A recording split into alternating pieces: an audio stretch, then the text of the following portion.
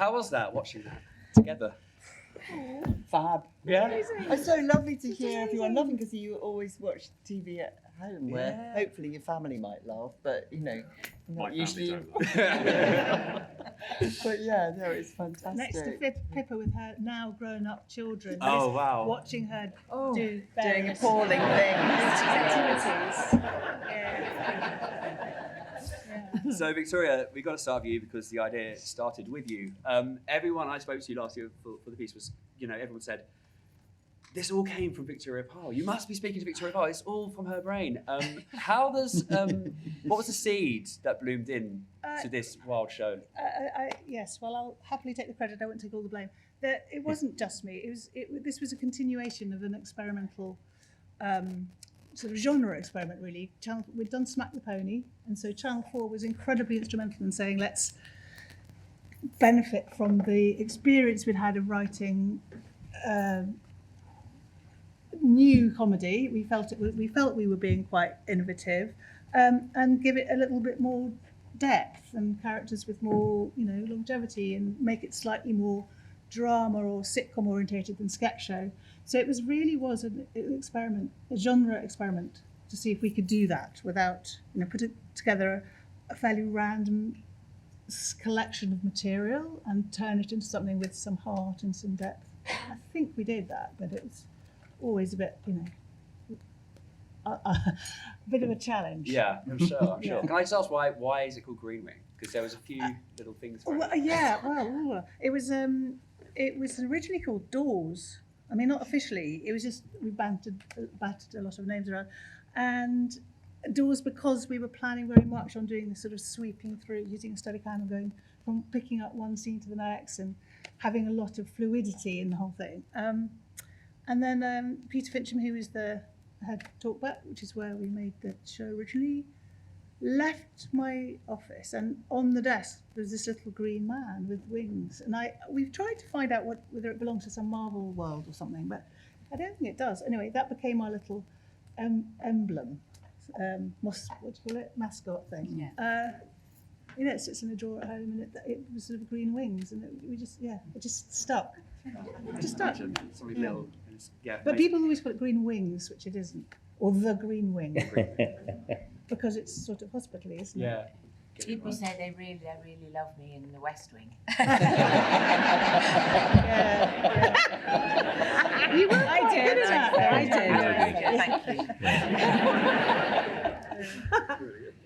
did. Rachel, the cast that you assembled for this, it wouldn't be what it was without them, and that's down to you. So is there any, talk to us about the process of assembling the cast, and was there any kind of particular audition where you were just kind of left extremely blindsided?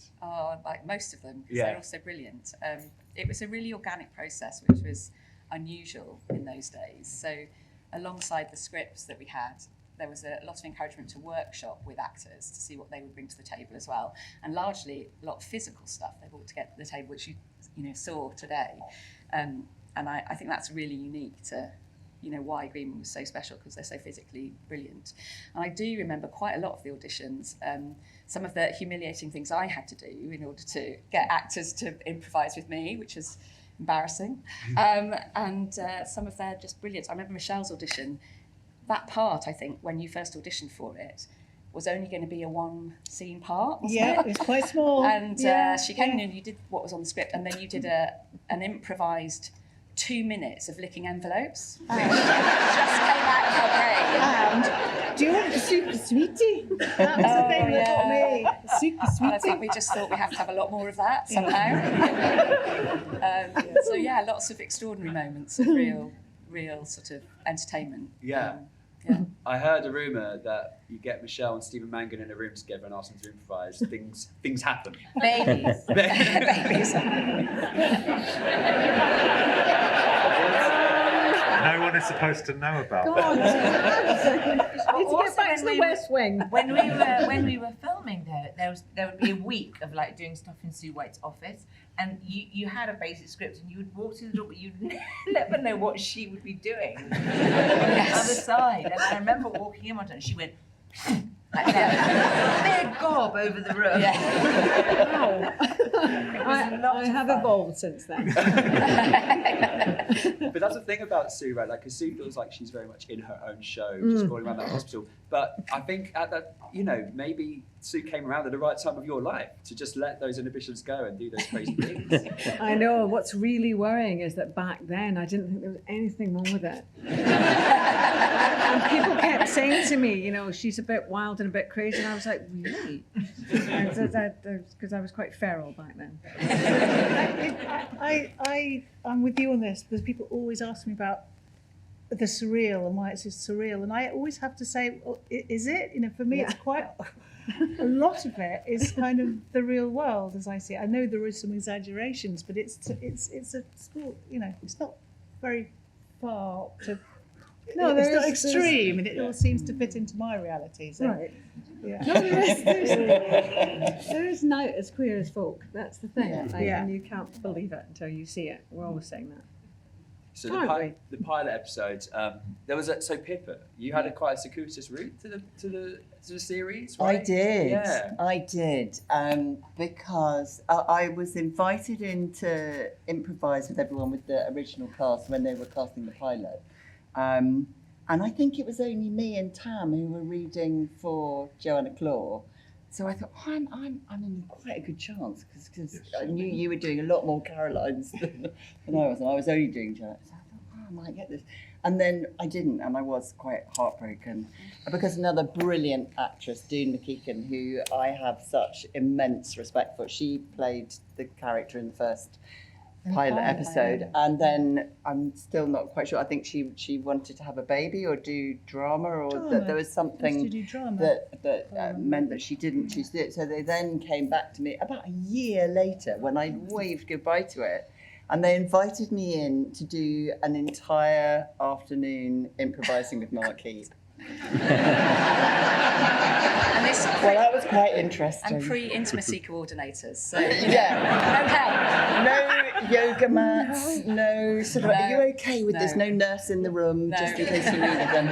And so he just did terrible things to me all the time. And I just went for it. I read the scenes and I just thought they were fabulous. And the hardest thing for me was just keeping a straight face with Mark, because he is so brilliant and so funny. And if you're improvising, you don't know what he's going to throw at you. But if you're doing one single shot, when you know that if you go wrong or you corpse, then it's going to ruin that single shot. He got so cross. So I spent most of the time really in fear of Mark being cross with me for corpsing.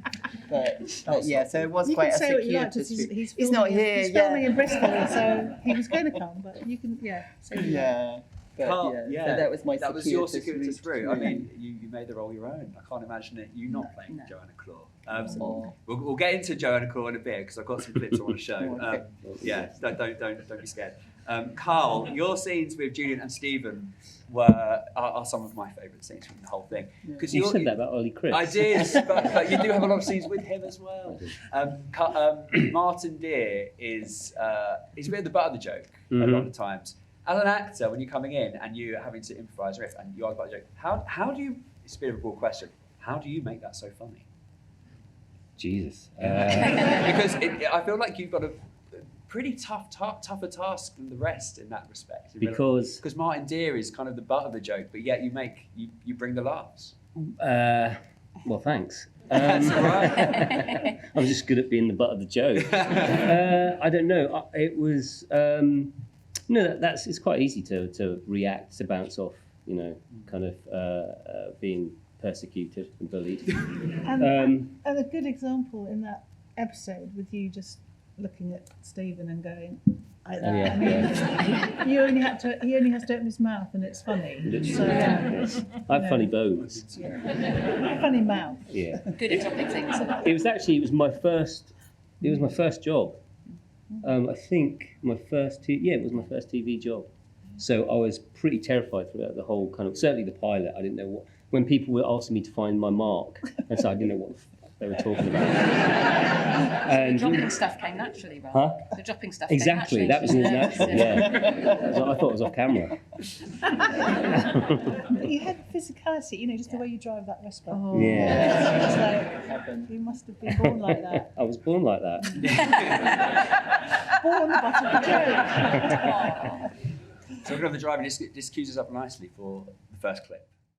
So Tamsin, how do you not laugh? Oh, when Stephen Mangan is doing that next to you, or do you laugh? Yes, she does. I've learned to kind of hate him. And it's hard to find someone funny if you hate them. So I just did that, like just being really, really angry with him. But there is one outtake on YouTube where there's an episode where we're stuck in traffic and I'm in the car with him. I don't know if people have seen this one. And Stephen has to sing the whole of an Elton John song to me, and I just have to sit and take it, and I lose it completely and start laughing. But then Victoria did not say cut, so I thought, oh shit, we need to carry on. So I gathered my anger together and carried on, and then so did he. And it was sort of abusive. But that bit there, when we'd done that take a few times, and I was hanging on. So him hitting himself in the face was about when he thought, what else can I do? That's the game. What can I do that she's not expecting to make her laugh? I think that's why they put in that one when I'm trying to get rid of the poo, why they put the thing around my face. Because every time he comes in, I'm just like... Yeah, it's true, yeah. So yeah, this outtake is just me completely losing it after they say cut, and I'm screaming with laughter because I've done all the work. Did anyone else struggle with corpsing? Is it a thing? Oh yeah. Always cool. Always. Yeah. That was. Yeah. That's. I couldn't look at you. I couldn't look at any of you actually. The worst one was in the beginning of the second series when we were all in the elevator and you're dressed as a hand. Yes. Oh, that was bad. That was brutal. That was hell on earth. Yeah. And we're all in wigs and silver. I was in a silver dress. But we were like working really hard to keep our shit together. Yeah. And we were really, really trying, but it was painful, wasn't it? Painful. Just, yeah. And when you had that Giebel hat on, Yeah. that was killer. Okay. Yeah. We And when should just have a moment for Julian Ryan-Tutt, who's no longer in show business. Yes. He was kicked out after that, so it's 21 years since he's done the. And whatever Whatever happened to Olivia Cole? I don't know. Or John Oliver. Yeah. John Oliver, John yeah. Oliver, yeah. It felt like, from speaking to you before, it felt like quite an unprecedented way of making the show. You were granted a lot of rehearsal time, and Channel 4 kind of let you have, double an episode of what a sitcom usually is. Plus, I mean, more. Some of the episodes were an hour and 9 minutes long. weren't they? There were 9 episodes in the first series because we ran out of space in episode 8. So we asked for another one. Then there were 8, and they were between 45 minutes and an hour. Yeah, I don't think. But didn't you have like an extra half-hour material for each show or something that didn't make it in? Probably. Well, we had an hour and a half of you two sitting in the car listening to singing Elton Johnson. So yeah, priceless extra moments. Yeah, some of them made it onto the DVD. I think that was What's a DVD? CD, whatever. So, like, as actors who, with a playground to play, because it feels like when you're watching the show, you're like riffing off each other. It's like a comedy troupe riffing off each other in real time. Mm-hmm. But of course, we have Victoria's written word as well. So, how does the improvisation then kind of bleed into that? Can I please, just before you go on, I need to have a shout out to our incredible gang of writers. Yeah. I mean, phenomenal. We only have one. We have Rob here today, I think. So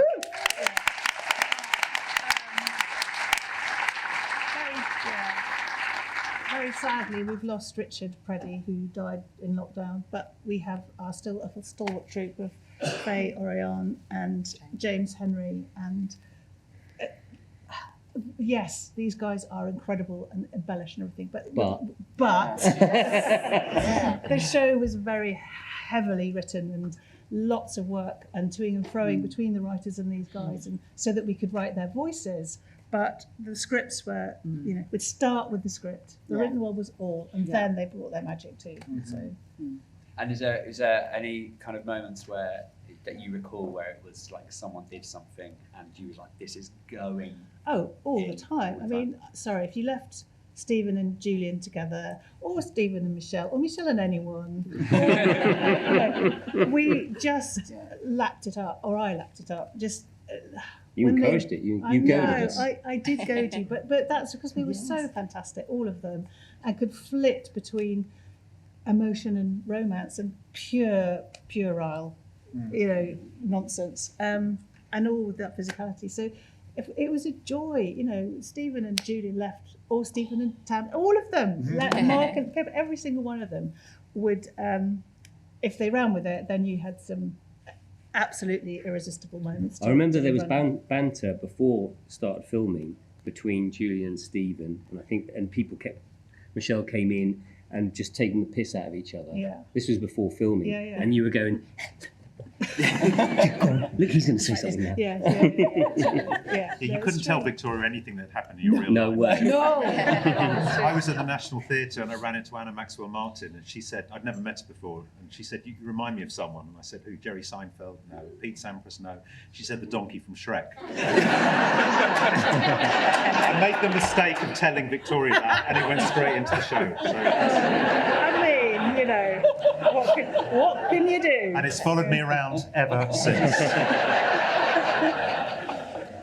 Are you donkey from Shrek? People say you don't sound like him. I'm like, that's I don't mind sounding like him. He looks like a donkey. That's the problem. On that note, can we cue up the next clip, please? I mean, there really is an aspect of anything can happen in Sue White scenes. It's quite spectacular. Getting the scripts, you're like, oh, today a camel in a hospital. And there's live lions at some point. And live patients as well. And here we go. You're in a real hospital. We were in Basingstoke Hospital, weren't we? Yeah. And at first they were very excited to have us. Not just Northwick Basingstoke, Park. Northwick Northwick Park. Park. Yeah. And then they were, and then they weren't. Then they weren't excited. And then I remember I was having a bit of a laugh with the props guy just to see what you can handle. Right? They would throw lots of different props at you to see what you can handle. And then they did that. And then one day they turned up with a camel. What to do with that? So No, I have to spoil the illusion, don't I? The camel wasn't in the hospital. We had a little extra set that we built somewhere. Can't remember where it was now. So we had. Isn't that the case with the lion cub? Oh, as well? the lion. Lion We Cub. went somewhere that was else. they built my Yeah. office in a zoo, Yeah. didn't they? And it did stink. Oh, and God. they turned up with 3 lion cubs, but unless they are of a certain age, the lioness will eat the lion cub if it's touched by a human. So by the time you presented me with 3 choices, it was the MGM ident. Yeah. It was like huge, wasn't it? And they didn't like me singing Elton John's Circle of Life. And all of you were up on your chairs, and We were all in cages. You're all in cages, and I remember the guy who was looking after the lion cub said, "There's actually nothing I can do to control the lion."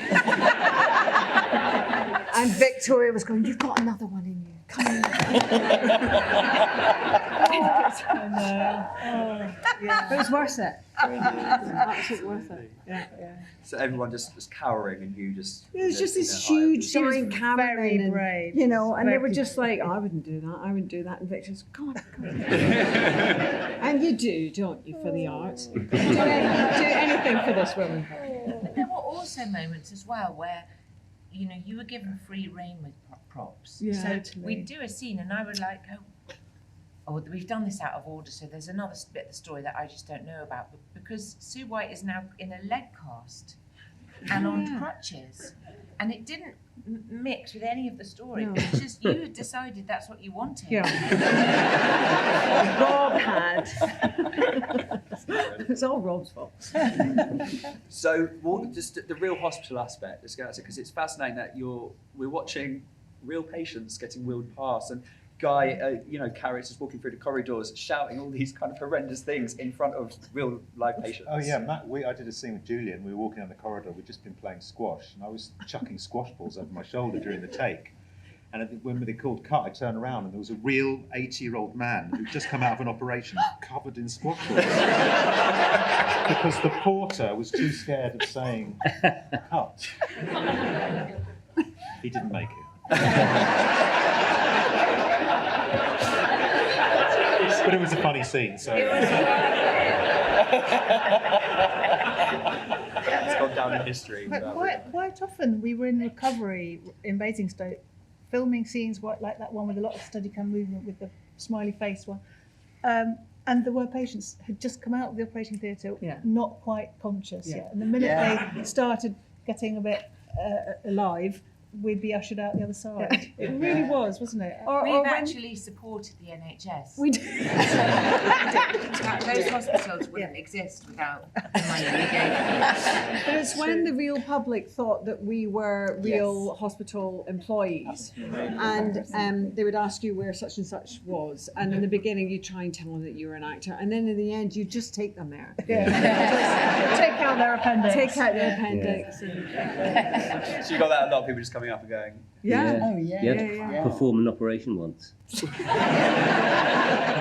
Went all right. On yourself. Yeah, of course. I think there was we did research for it. I think we did go and see someone have cancer burned out of their guts. Yes. Oh my Lovely. We did. You all were asked politely to go and follow somebody in a real hospital, didn't you? Yeah. And I know Steve got into trouble in Watford. Well, I followed an anaesthetist around, and that's where the line, can you turn these bleeping alarms off the machine during an operation? Because he said they're annoying me. Yeah.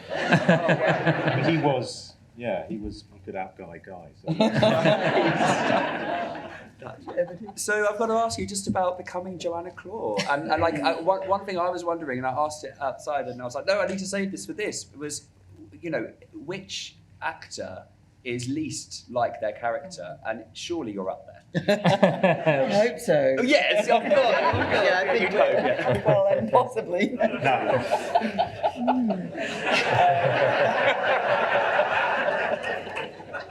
It's like a documentary. Yeah, I mean, it was a huge stretch, obviously. But I think there was the weirdest sort of chemistry that happened between me and Mark, and we loved investigating this sort of physical comedy that led into sex being so far removed from any way we normally see it presented on telly. So, I've never seen another couple. I've never seen another toe sucking like that before. And just to let you know, for that scene, I was really worried because I have incredibly ticklish feet. So I was really worried. I was just going to kick him in the face. And he insisted on disinfecting my entire foot. He's a bit OCD now. So it was as far removed from being sexy as it could possibly be. The smell of TCP. Just gorgeous. I mean, he doesn't really like sex in real life, does he? But I think we both really reveled Isn't in. he smooth? Yeah. He's a Ken down below. So your kids are here today, but back in the day, how did you kind of protect them from Joanna Clore? Or did you not? When we did the first series, we were still living in London, and then we moved to Dorset. Just before. No televisions at Dorset. I went into isolation for some months. But when the show came out, my elder daughter, Molly, had just started at secondary school in a completely new area, and Amy was just starting nursery. So we were in a completely new area, and none of their friendships that were just beginning to sort of blossom, and none of them had been invited round for tea or met me. And then I forbid them to watch it because, it's just that you don't want to see your mother doing stuff like that, do you? So neither of them were allowed to watch any of it, but all their friends were watching it at school and said, have you seen this new thing, Greenwing? Oh, it's amazing. And of course, Molly had heard me talking about it at home, knew what it was called. He said, oh, my mum's in that. Said, oh my God, really? Who is she? She said, oh, Joanna Clore. And just everybody's faces dropping. She's your mum. So I said, just get them all home. Get them all home. Please come and meet me because I can't bear the thought of them thinking this rabid nymphomaniac, cruel woman was their mother. So great. So, you know, comedy these days, a lot of people look back and reassess things, and they, you know, jokes are removed and like, Creaming holds up very well under that lens, do you think? Yeah. Yeah. I think it does. I mean, obviously, it's a different time, and there were different banners to be waving then. You know, we were coming out of a fairly particular comedy era, so we felt we were sort of being postmodern and brave and all that. So yeah, things change and churn over and come back and go in and out of fashion. But I think actually, you know, I think we were pretty sound.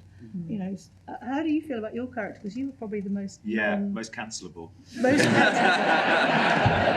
yeah. But I think we always called you out on it. Well, the joke was always on me, Yeah, wasn't it? Because I was so. the dick, you know. Yeah. That was the, I think. But, you know, there were a couple of moments in that first episode where I was a bit like... Yeah, and you didn't get worse than that really at any point, I don't think. No. Apart from sleeping with your mother. That was Yeah. But that's still okay. But who hasn't? Oh my god! Oh my god, Kat! The short dressing gown's worse than sleeping with my mum. Yeah, that's Oh, worse. gorgeous thighs.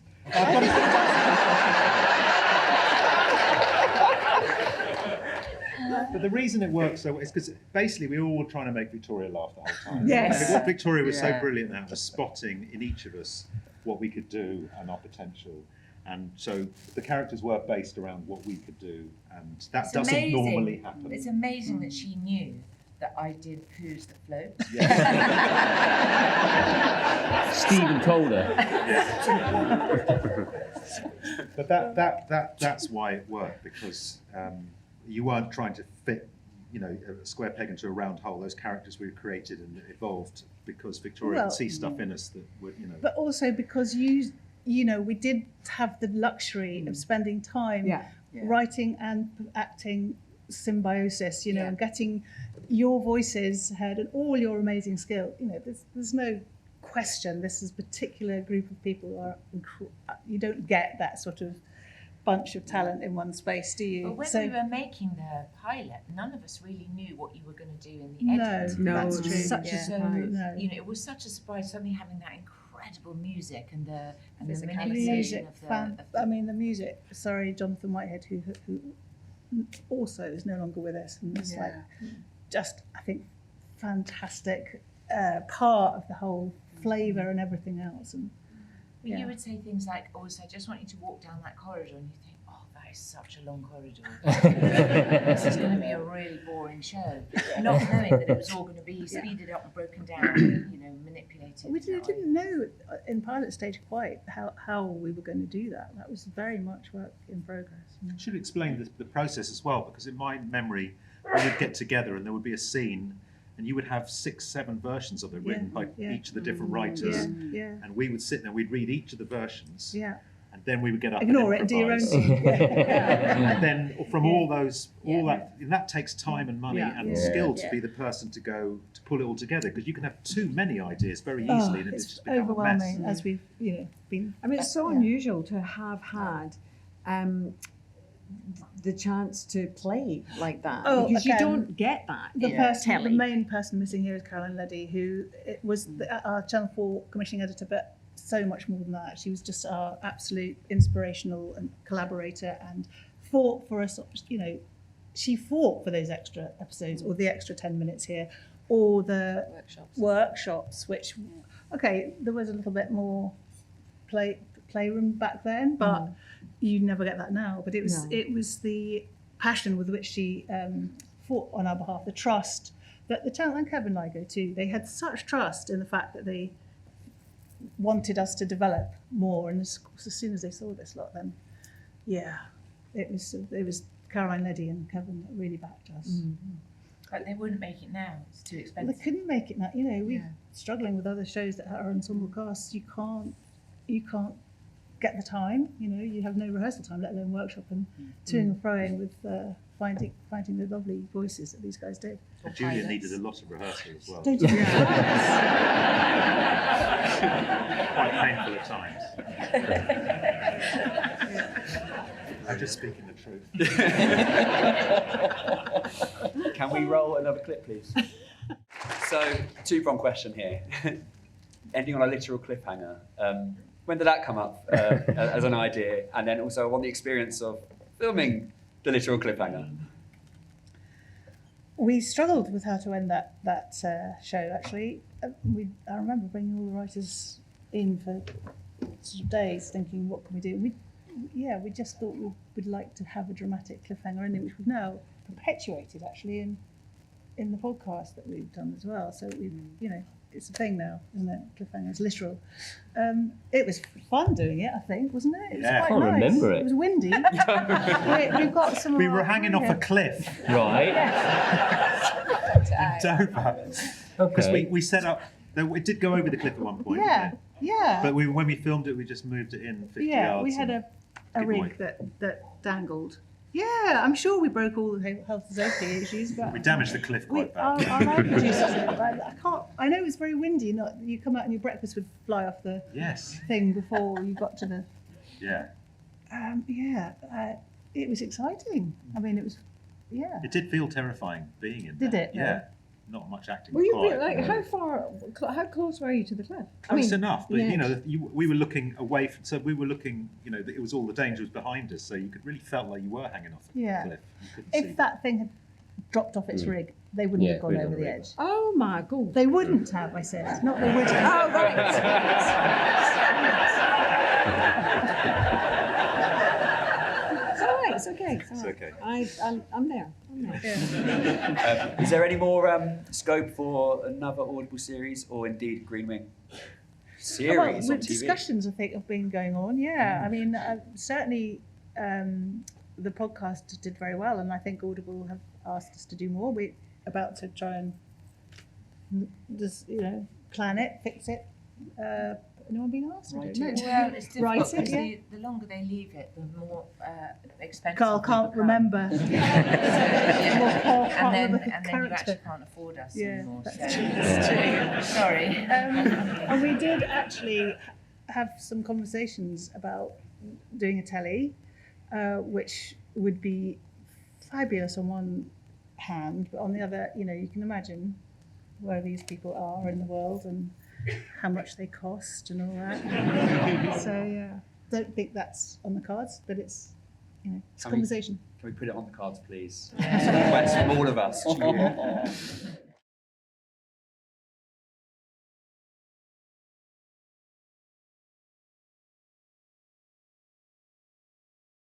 There's no one left to insult. Two things actually. It was 2 series, but as we've said, it was 2 series and a special. So in terms of screen time, that's probably the equivalent of about 5 series, because they were nearly an hour-long shows, and they were 9 episodes, then 8 episodes. So most series are 6 episodes. So we'd done an awful lot with all the characters, and I think we'd sort of realised that everybody was going in their different directions, and it was, it felt right. Everyone was very busy, and rightly so, and it just felt that we'd killed half of them off, and then didn't expect to bring them back, which we have now done, but it felt right. Yeah.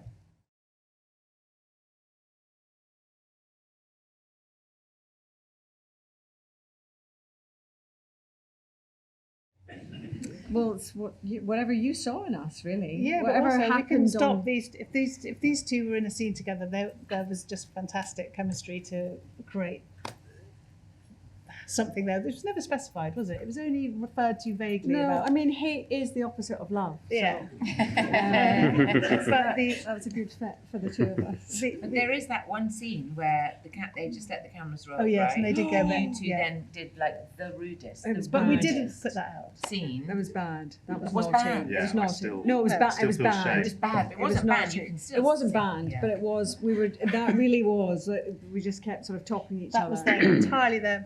The actual who ended up with who and that whole will they won't they thing was very much part of the writing crafting and the whole mad war room charts of who ends up with who. That was just part of the writing process and coming from what these guys would bring as well. So the possibilities were endless, but Sue really just wanted Martin.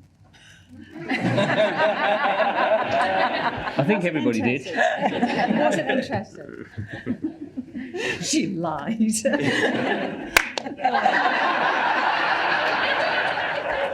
Do you remember? I do.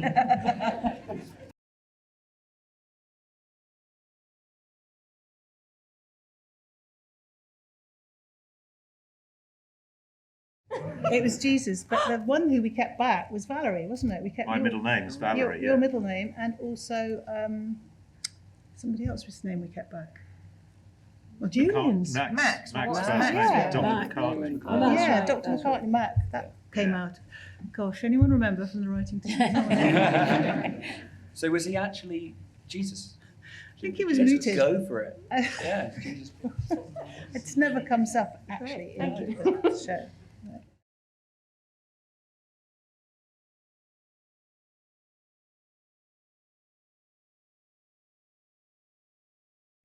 I think it's the stakes are so high, it's probably gives it, I don't know. Stakes Nerve, I mean, from a writing point of view, it's just the microcosm, isn't it? It's because it's got it, the whole world is there within. I don't know. That's not quite the answer to the question. Is it where life and death collides? I don't know. Yeah. My brother's a cardiologist, and when we were filming it, I was so worried about it coming out and that it would feel really disrespectful and that he would absolutely loathe it. And he and his entire team absolutely loved it and said, "It's so close." It's so close. Which was slightly I've worrying. been told that by doctors. It's the most realistic show portrayal. They have to find the humour and the amusement in order to get through the tragedy and the drama, I guess. So. Did it not come out on the list of the top most authentic medical shows? Yeah. It did come quite high. I've been told by a lot of anaesthetists that Guy is a hero to anaesthetists, so never have an operation. Oh dear. Anaesthetists, they really are characters, though. I mean, recently I just had a surgery, and the surgeon held my hand and said, "This is your anaesthetist. Don't worry about it. It's his first time." And 1, 2, 3, and you're out. That's the last thing I remember.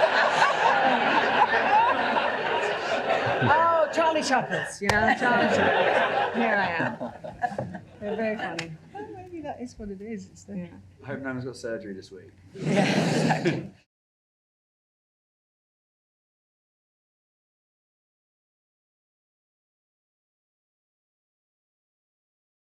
I don't know if it was a shift. I personally think we have all those elements throughout. I think we have a real blend of thriller, romance, slapstick, darkness. Yeah, I think we know. killed him off. You've got to give the public what they want. So. Yeah.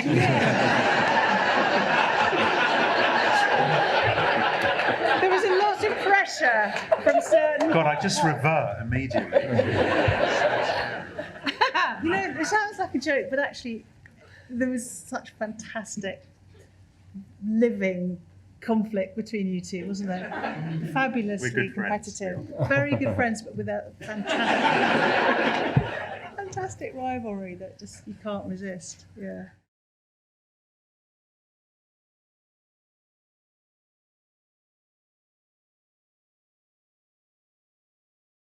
I thought you were going to say, at which point did you know that it was going to be Olivia Colman? We all knew back then. She's so brilliant. I don't think we knew what we were doing. No. Nobody knew what we So were I doing. remember cycling home, having handed in the pilot, and the last messages from Peter Fincham, who's the chief and the exec and all that, ringing in my ears. He'd come into the final edit before we sent it off, and he'd said, "You can't have your female love interest poking a turd down a toilet. It's not going to work." And I went home really thinking, well, I've just signed my, death sentence. But it turns out if the female looks a bit like a boy, it's fine. A bit like a Which you really like. Yeah. So, what does that say? From the beginning, though, because normally you go for an audition and it's like, you read a scene, "Oh, I love you," and it's terrible and it's very embarrassing. This audition was 2.5 hours long, Yeah. Oh, yeah. and we improvised the coffee Yeah. and tea scene, Yes. and it just was so exciting. Just the audition was Yeah. exciting. So I Yeah. think from the beginning it felt it's like something. that We would were be- just very, I mean, not to do down Rachel's seeking high and low and literally turning over.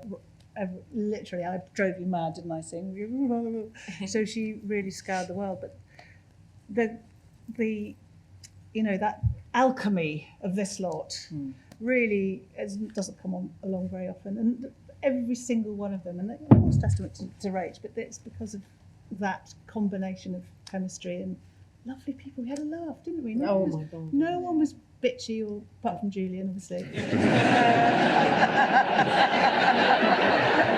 Some people are just very sad. It's because he's filming and he's I jealous. know. I can't believe he's not here to do that. It's great. He's not here to do that. He might come for a drink, he said. Oh, Don't no. Oh no. Don't tell him. I said. Yeah. So that we, these guys didn't fall off the trees. Rachel, It's interesting, wasn't it? Because there was a combination of people that had come out of other parts of British comedy at the time. Tam's just done Black Books, haven't you, before? New Tamsin. You've Yeah. just done Adrian Mole. Pip are legendary in British Empire. And Yeah. then some newbies Mark. like these But two. I'd never heard of Stephen Mangan. No, I'd that's never right, heard of it. I that's didn't right. know. No one had. No. It did sort of launch you, didn't it? And he came already into that grey, room. It was amazing. Yeah. But I think what was interesting, the process was a great leveller. So it meant that you could find newbies like these two, and Katie Lyons, who I remember Yes, seeing fantastic. heckling famous male comedians at Edinburgh at Late and Live, with 2 bottles of beer and shouting. And I just thought, right, you're perfect, You're aren't you, in. Rachel? Yeah. If anyone's going to weigh their breasts and feel okay about it, it's going to be you. But the process sorted out people that had that same kind of slightly bonkers, mental thing they Not could bonkers. do, where they were free enough to improvise and bring something to the table. Yeah, you just felt you couldn't do anything wrong. You just That were was it. given license to Yeah, just that try was it. stuff. Yeah. And if play. it didn't work, no one made you feel stupid or small. It just was, Something you did yourself. just wouldn't be Yeah. it. Although I was told off for running over cars Were during you? the Because you broke them. Did you? Like, I broke a car. what do you mean? Yeah. Well, I think they bend, don't they? Even. They bent. Yeah. What do you mean? We were playing. What was it? Guy ball. Guy ball. Geeball. Geeball. Can't remember. And because you encouraged us to do anything, I Yeah, thought, right, great, okay. okay. So I just ran over a load of parked cars in hospital Oh. car park. Damaged them all. Damaged all of them. Oh, that's And then That's why we didn't do another series. Yeah, well, because the Victoria took me money- aside and said, "You can't really do that." And there were policemen kind of on there. Yeah, it's like Every the time you lawyers were will be filming. every time I film, policemen around. I had to be taken back to the home at the end of the day. Yeah. Well, look, the worst bit of health and safety, that wasn't health and safety, that was money in the location, people saying you were damaging. I didn't realise cars were quite so bendy. I didn't damage any. No. But I remember we went to Julian to ride the motorbike naked, and that was not allowed because of he might burn his little winky on the engine. And it is somebody the- here is to blame. It was Caroline, I think. For health and who was safety. Yeah. Well, Carol, our lovely line producer, who actually I don't know, it was probably Rachel. I can't remember who it was that stopped us doing it for health and safety, but they didn't stop you running over roofs and They couldn't. no. Yeah.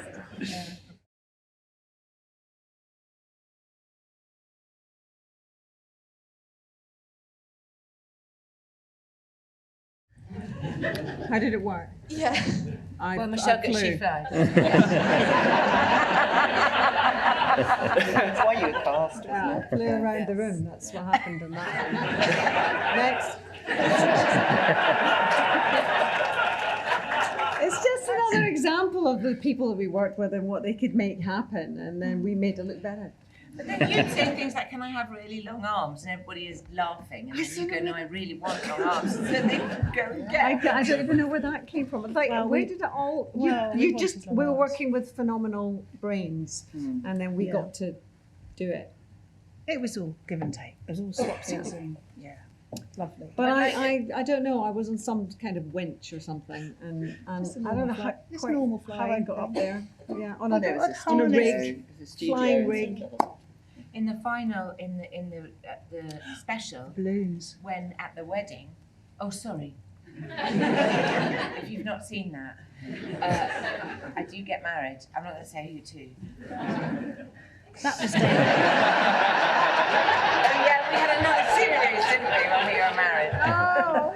But I was on attached to a 100-foot crane while I was floating away with the balloons, and that was a lot. Massive of fun. winds that day as well. Yeah, big wins. How high did you get? It was Really it high. went over Yeah. a stately home. Yeah, it was. Yeah, it was. And these guys literally did physically jump and hang on to you, didn't Hang they? on to your ankles, yeah. I mean, It was God, brilliant. we could do so. We're very That would have excited. needed health safety and an intimacy coordinator because you were right up the skirt. Oh, yeah, I know. Yeah. I thought that's what you meant by wins. Oh, everyone farts when they're attached to a crane. One last question. Will there be anything like Green No. again? No. No. Sad end to the Q&A. Oh my God. But do you reflect on it? Like, do you think about it often? Never. I haven't thought of it for 21 years. No, it was can't believe it's we were how 21 lucky. Carl doesn't remember No. it. I'm surprised that was even in it. It's news to you. No, I mean, it was the best job I've ever had. Yeah. For all of us. It Yeah. was It's very close to really all our up hearts, there. Yeah, it was very, very special. Very. Yeah. We were very lucky. Well, we're lucky to have you here. I'll say thank you, everyone.